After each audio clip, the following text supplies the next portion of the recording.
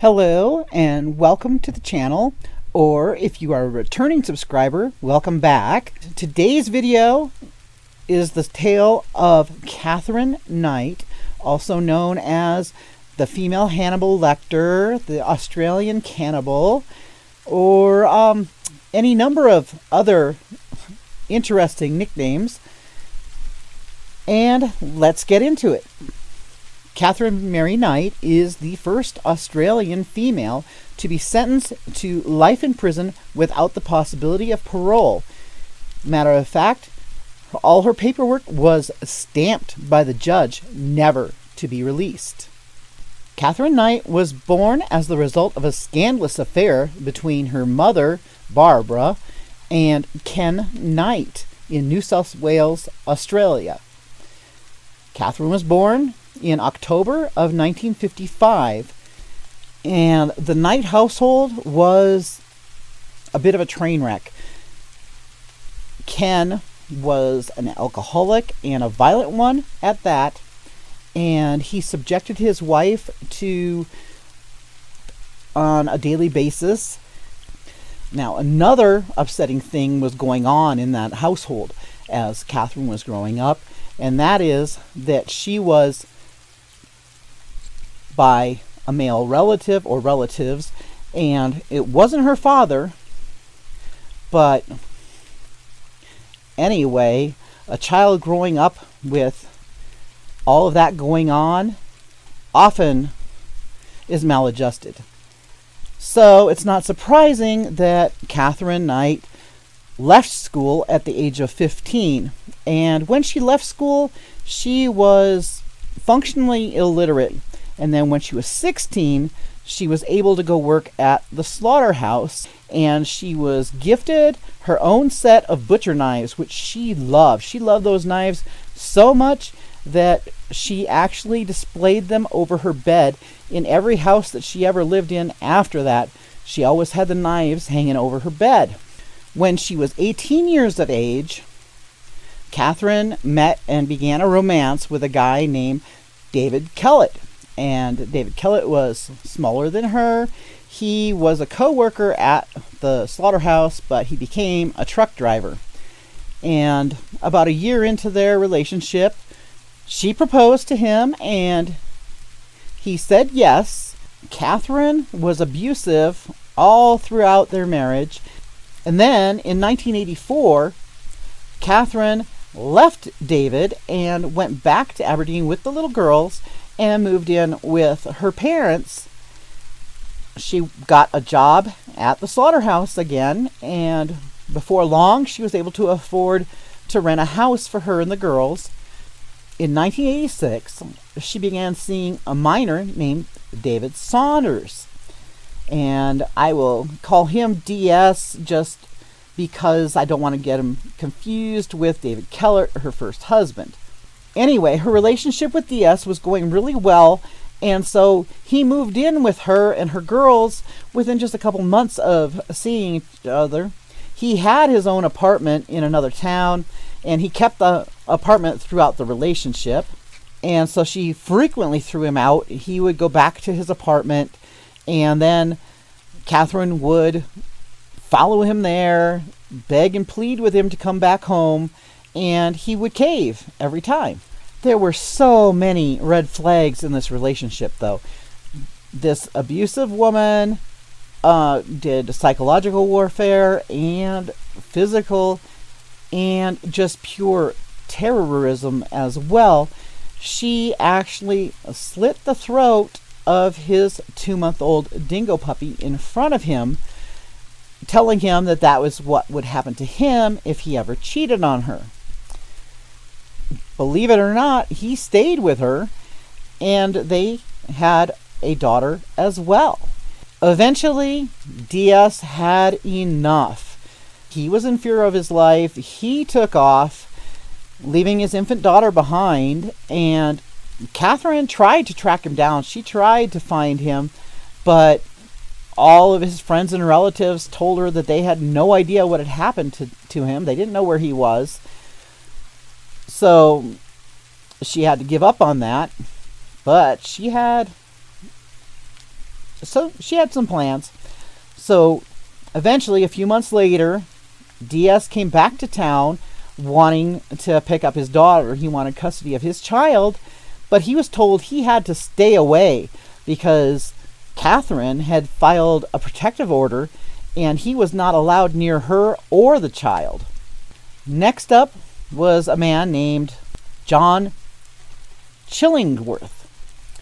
Now, John Chillingworth and Katherine had a whirlwind affair. In 1990, Katherine gave birth to a little boy, and he appears to be the lucky one in her list of lovers because rather than any kind of severe violence, Katherine began an affair with John Price.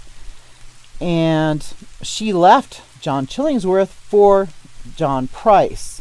When the affair began, John Price, also known as Pricey to all of his friends and basically everybody that knew him, because he was a fun-loving guy that nobody had anything bad to say about. Anyway, when the affair started, he was the divorced father of 3, and he worked at the mines. He was very well off compared to Katherine, for sure. And his ex-wife said that, they just had grown differently, but they cared for each other. And she said that John was not a violent man. He never harmed her or the kids. That they remained friends, and that he was an excellent provider. When they divorced, John Pricey had custody of the 2 older children, and the youngest, a little 2-year-old girl, stayed with her mother. John's kids loved Katherine, and they say that when it was good, it was incredibly good, and when it was bad, it was super, super bad. The main fighting that took place happened when Katherine started pushing John Pricey to put a ring on it. And he said no, he didn't want to get married. He was already divorced. She was already divorced. He had kids. She had kids. She had her own place. He had his own place. Basically, why mess things up by getting married? And she was asking him about his will and about what would happen if anything were to happen to him. And he was saying, well, that's no problem. The house, everything goes to my kids. I'm providing for my kids. Then we get to the terrible stuff. And I gotta warn you that if you're squeamish, you're not gonna want to stick around for this part. Anyway, we're going to talk about the events that led up to the murder of John Price. First, Katherine realized that he was never going to relent. He was not going to marry her, and he was definitely not going to leave her anything in his will. Now, friends, neighbors, co-workers, his boss, everyone knew that John was in fear of his life, afraid of Katherine and what she might do. Tuesday morning, he got up, and on his way to work, he stopped by the courthouse. He went in there, he spilled his guts about everything that Katherine had threatened him with, showed the scar where she had stabbed him before, and he got that order and went to work. At work, he told everybody about the order and about his fear that Katherine was going to do him in. And they begged him not to go home, but Pricey was afraid that Katherine would go back to the house and do something to his kids. So he said no, he was definitely going to go back home. He went home Tuesday, February 29th, telling everyone that if he wasn't at work on Wednesday, it was because Katherine killed him. He went home and discovered an empty house. there was a note letting him know that Katherine had been there and she had given his kids permission to go spend the night at friends' houses, have a sleepover. So John then had a quiet evening with friends, and he went back home into bed at around 11 p.m. The next morning at 6 a.m., neighbors were alarmed to see that John's car was still at his house. And this was not like him. He was a very reliable man. He was never late for work. And now I'll tell you what Katherine had been up to. On Tuesday, Katherine went to town and she bought herself a negligee and some lingerie, all in black. Then she went to her sister's house where she had left her video camera. She got the camera and went back to her house, and she did videos of her kids, talking to her kids and telling them how much she loved them and that she hoped she would see them again. And then she went and took her kids, and this is unusual too, she took her kids all out to dinner, and they were curious enough to ask her why they were doing this, and she said that she just wanted the day to be special. And there wasn't any reason for it to be special, and because of things that she had said to her kids before, her adult daughter Natasha said, "Mom, I hope you're not going to kill Pricey and then yourself." And Katherine just kind of brushed that off, and then she dropped her youngest kids off at Natasha's house, giving various excuses as to why she wasn't going to take the kids back to her house. And anyway, Wednesday morning, March 1st, when Pricey didn't show up at work, his boss was alarmed, tried calling the house, no one answered. So then he sent a coworker over to Pricey's house to check on him. And that's when they noticed that there was blood on the front door, and they were very alarmed at that point. So they called for police. And the police showed up around 8. They saw a plate upturned on the lawn outside the house, and there was scattered remains of a steak dinner on the ground. And they're like, well, that's weird. And they went to the back door, looked in, and they could see a blanket hanging the ways down the hallway.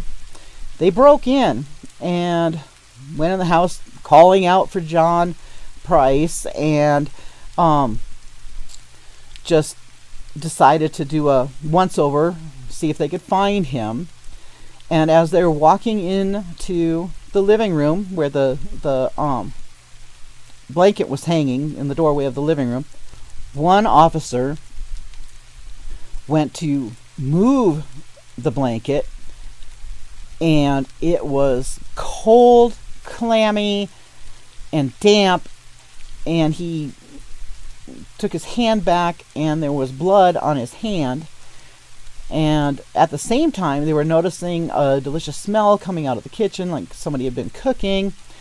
And they were half and half on what to do.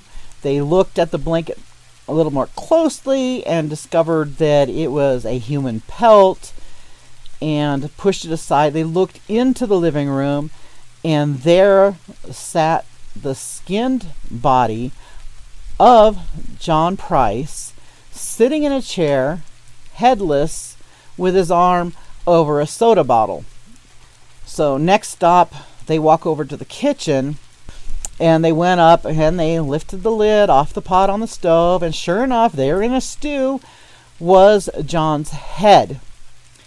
And further look around the kitchen, of course there's blood spatter everywhere in the house, but they look around the kitchen and they see that there is a roast in the oven and vegetables and such, and at the table there are two place settings. with steak and baked potato and various vegetables and gravy. And each place had a note paper at it with a name of John's children. The police did further search around the house, and they found Katherine passed out in a bed, and they had a difficult time rousing her, so they suspected that she had attempted to take her own life. She was picked up by an ambulance and taken to the hospital, where she was able to tell them exactly what she had taken: antidepressants and antihistamines, etc. Not a lethal dose of anything. And the lab tests confirmed that she had taken these over-the-counter and some prescription medications, and that she had not taken a lethal dose. And she was claiming that she had no recollection whatsoever of what had happened. She said that she had gotten her negligee and stuff, and then she went over to the house, that Pricey was asleep, so she sat down and watched TV for a little bit, and then she went into the bedroom and surprised him with the negligee and lingerie. And she took medication, and she said exactly what kind it was, and she went to sleep, and that's all she knew. Well, they confronted her with what had happened there, and they asked her again, and she still was insisting that she couldn't remember anything.